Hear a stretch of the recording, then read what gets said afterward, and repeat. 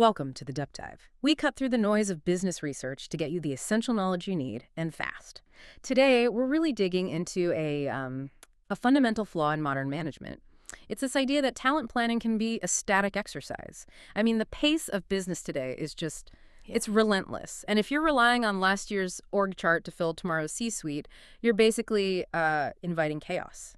So our mission today is to explore a pretty radical solution. We're moving past that old static data and looking at how you can leverage artificial intelligence, specifically something called agent-based models, to actually stress test your talent pipeline. We're talking about predictive risk modeling, but for your people. Okay, let's unpack this. It's such a necessary evolution.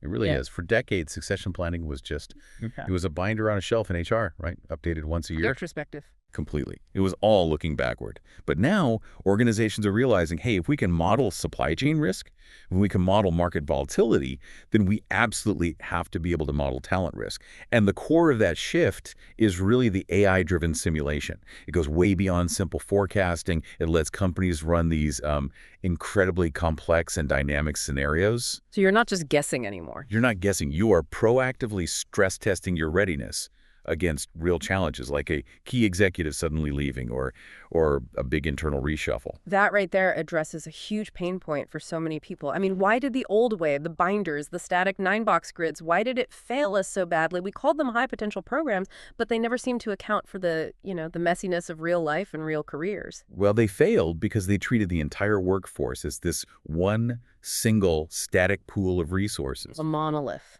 Exactly. And they relied so heavily on subjective human judgment. They couldn't model how interconnected everything is in a modern company. Think about it. If a key VP leaves, that's not just one gap. It creates a whole cascade of new roles opening up underneath them. And suddenly, teams are scrambling to backfill. And this is where the agent-based model, or ABM, really shines. It's the tech that makes the whole simulation dynamic. Okay, so what is it exactly? How does it differ from just, standard machine learning? When ABM uses individual agents, and these agents literally represent your employees or your leaders or even whole teams. Each agent is programmed with a set of rules, how they interact, how they behave, how they make career decisions based on things like training, compensation, who their peers are. Right. So when you run the simulation, the ABM captures all those tiny ripple effects from every single talent move. It makes the forecast just so much more realistic than a spreadsheet ever could. So you're saying it's not just predicting if someone might leave, but it's predicting who might replace them and then who replaces that person and whether that third person in line even has the right training yet. That's it. You've got it. It sounds incredibly powerful.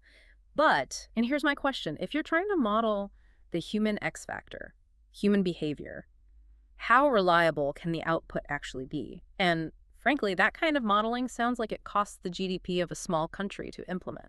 That's a fair challenge. It really is, especially on the initial cost. Yeah. But you have to remember, the models are constantly being fed with real data performance reviews, training records, anonymized behavioral metrics. So it's always learning. It's always learning, always refining the decision rules of the agents. And the payoff comes from avoiding these massively expensive and damaging mistakes. Just think of the cost of a 6-month vacancy in the C-suite, plus the recruiter fees, only to have that new hire fail within a year. Okay. The model's value is in mitigating that enormous risk. Got it. So it's predictive risk modeling for talent, designed to prevent those catastrophes. Which brings us to the main event here, the ability to really stress test your strategy. Here's where it gets really interesting. Because now companies can finally test for things they used to just cross their fingers and pray wouldn't happen. Exactly. You get to push the system until it breaks, but it's only in the simulation. That is the strategic advantage. So let's start with one of the most inevitable challenges. The retirement stress test. The silver tsunami. The silver tsunami, right. The challenge isn't if your senior leaders will retire, it's about what knowledge walks out the door with them. Traditional planning just assumes a simple linear replacement. ABMs simulate the messy reality. Can you give us a specific example? What does that simulation actually look like? Sure. Let's imagine a company, we'll call it Global Tech Solutions.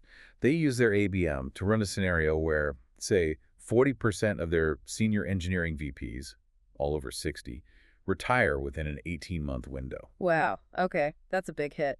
A huge hit. Mm. And the model doesn't just flag the empty slots.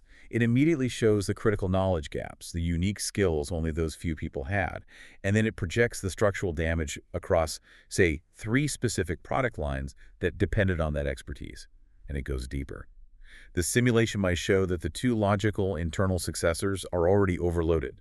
So if you move them, their old teams will see a 30% drop in productivity. Ah, so it's a domino effect. It's a total domino effect. Yeah. And this lets global tech solutions move their planning from just who's next to who needs intensive mentorship right now. Or maybe they can offer phased retirements to keep that critical knowledge flowing for another year. It turns knowledge transfer from, a checklist item into a vital modeled strategy. That covers the people leaving the company. But what about the strain that comes from shifts within the organization? The internal moves that aren't promotions, but are just as important. Absolutely crucial. And this is something the older models almost always overlooked. This brings us to our second key scenario, lateral movement stress testing. A lateral move is, an employee shifting roles, but staying at the same organizational level. A manager moving from marketing in Europe to HR in Asia, for instance. Which is often great for their development, but it doesn't look like they're climbing the ladder. Exactly. And these moves are vital for skill diversification. So if the model is designed to find the next CEO, doesn't it see these lateral moves as a disruption, not a benefit? You'd think so. But that's the genius of the ABM approach.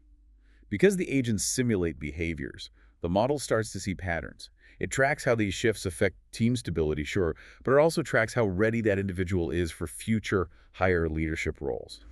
And here's the massive counterintuitive insight it often gives you. The data frequently shows that employees who have made more successful lateral moves are actually much better prepared for the C-suite than those who just stayed on that straight, traditional high-potential track. Wait, what? Because they've picked up this broader, cross-functional understanding of the entire business, and that is a key predictor of executive success. The model stops penalizing that internal movement and starts seeing it for what it is. The actual predictor of resilience. Exactly. It completely flips the script on what a high-potential employee even looks like. That is powerful.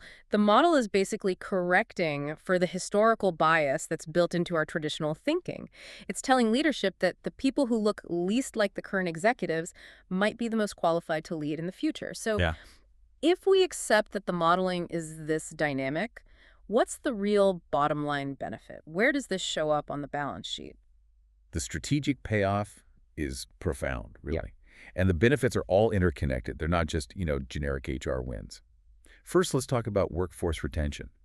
The simulation can identify potential flight risks, not based on salary surveys, but on observed behavior patterns, how an agent is interacting with its environment. What does that look like? For example, if the model flags that 70% of your high-performing R&D managers in one specific department haven't had any professional development for 2 years, it predicts mass dissatisfaction.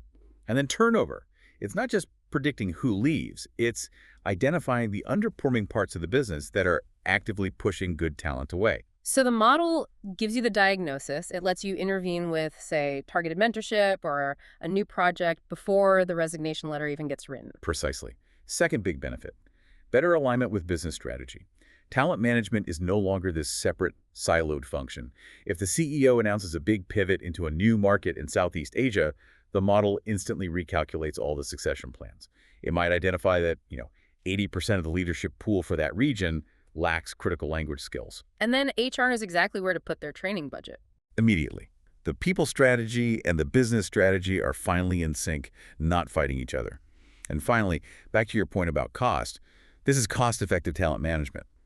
When you could predict a leadership gap a year in advance, you can staff it internally through development. That is dramatically cheaper than bringing in an external recruiter. Which has huge fees and a high failure rate. A very high failure rate. ABMs maximize your internal talent, which drastically lowers the risk and the cost of those constant external searches for critical roles. This makes a completely compelling case. So for the listener, the learner who wants an action plan, if an organization is ready to make this shift, how do they even start? This sounds like a massive undertaking. It has to be structured. It absolutely has to be structured. A successful rollout really depends on 4 critical steps. And none of them are easy, but they are all essential. Step 1 is the hardest. Data integration. You have to consolidate and clean up data from everywhere. Performance reviews, training records, compensation data, and critically, all of your historical talent movement patterns. Garbage in, garbage out. The ultimate case of it. If your data foundation is weak, the model's output will be useless. Okay, so once the data is clean, what's step 2? Step 2 is to define your talent pools and your metrics. You have to know precisely which groups are critical, your high potentials, your deep functional experts. But more importantly, you have to redefine what success looks like based on the ABM's insights. So you're not just measuring promotion speed anymore. Right, you're measuring things like diversified movement, and you're getting really granular about future-oriented skill gaps. Step 3 is where the fun begins. Develop simulation scenarios. This means working really closely with department leaders. You don't just run the obvious what if Bob retires scenario. You have to push it. You have to push it. Introduce extreme scenarios. A sudden merger, a massive restructuring, 20% attrition in a key department. You need a library of stress tests that are relevant to your business's specific weak spots. And the final step, which is maybe the most important, is continuous monitoring and adaptation. This is not a one-and-done project. The AI models have to be fed new, real-time data to stay relevant. And the organization has to treat the findings like dynamic mandates, constantly adjusting real-world succession plans and development paths based on what the predictive tool is telling them. So what we've really explored today is this fundamental shift, moving succession planning from a static document, almost a wish list, into a truly dynamic, strategic tool that's always optimizing. By using these AI-driven, agent-based models to stress test these complex scenarios, things like the retirement wave or those counterintuitive lateral moves, organizations aren't just reacting to change anymore. They're actively calculating and building stability. Absolutely. We are moving into a world where an organization's resilience isn't defined by its size, but by the sophistication of its predictive talent model. And since these models are continuously mapping out the optimal career paths and the development curves for every single agent in the system, this raises an important question for you to consider. How much does the success of these models depend not just on the data you feed them, but on the organizational culture itself? A culture that has to be ready to embrace their sometimes unexpected and often counterintuitive insights.